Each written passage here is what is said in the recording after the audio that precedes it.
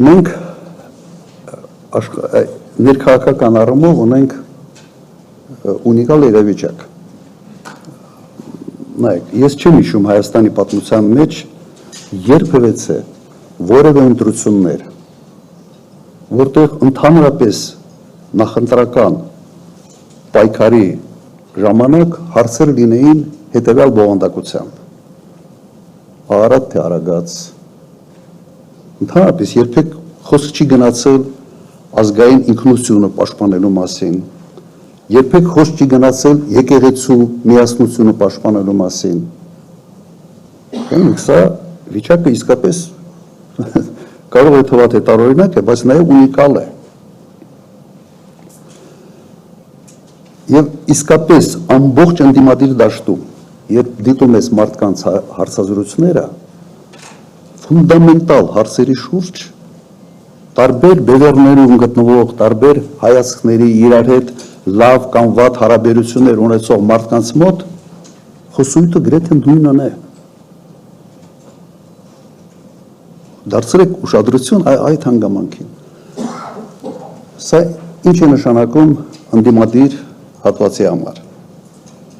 Սա նշանակում է, որ կա բավական լուրջ դաշտ համագործակցության համար։ Կա բավական լուրջ դաշտ նաև թեզերի սինխրոնիզացման, լրատվական միջոցների հետ աշխատելու նաև առումով։ Իսկապես սա բանը բացառիկ իրավիճակ է։ Եվ սա ևս մի հանգամանք է, որը հնարավորություն է տալիս եւ ավելի մեծ լավատեսություն է հաղորդում այն հանգամանքին, որ հնարավոր է ձևավորել խոշոր նախընտրական բլոկեր։ Քանի որ ֆունդամենտալ հարցերի շուրջ իսկապես մոտեցումները նույնանման են։ Առաջ պայքարը ոնց է եղել։ Անձերի միջև ծրագրերի մի քիչ ավելի լիբերալ, մի քիչ ավելի սոցիալիստական, այսպես էր։ Ես չեմ հիշում, որ ինքս մասնակցել եմ մի քանի նախընտրական արշավների։ Ես չեմ հիշում, որ մենք երբևէ որևէ մեկ անգամ մենք խոսենք եկեղեցու մասին, թե ինչպես պահպանենք եկեղեցու միասնությունը։ Երբեք չի եղել հարցականի տակ հայկական ինքնությունը։ Եվ սա կրկնում եմ ունիկալ իրավիճակ է ստեղծում։ Հիմա փորձեք այն երկու մեծ խոշոր հատվածներ իրար միացնենք։ Ինչ ունենք մենք հիմա։ Ունենք ունիկալ աշխարհակահաղական իրավիճակ, երբ խոսքը գնում է ոչ թե իրավունքի ուժի մասին, այլ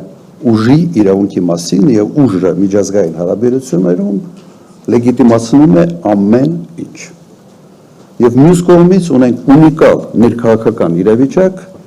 բացատրությունը այդ իրավիճակի արդեն տվեցի։ Եվ ձեր հետ միասին բոլորս մտնում ենք նախընտրական շրջան։ Հիմա այդ երկու սենց ունիկալ իրավիճակները մեկը աշխատում է մասամբ իշխանության օգտին, մյուսը աշխատում է ակնհայտ ընդդիմության օգտին։ Թե ինչ արդյունք է լինելու, ցույց կտան ընտրությունները, բայց այսօր իհարկե բոլորը պատրաստվում են հենց այդ իրադարձության։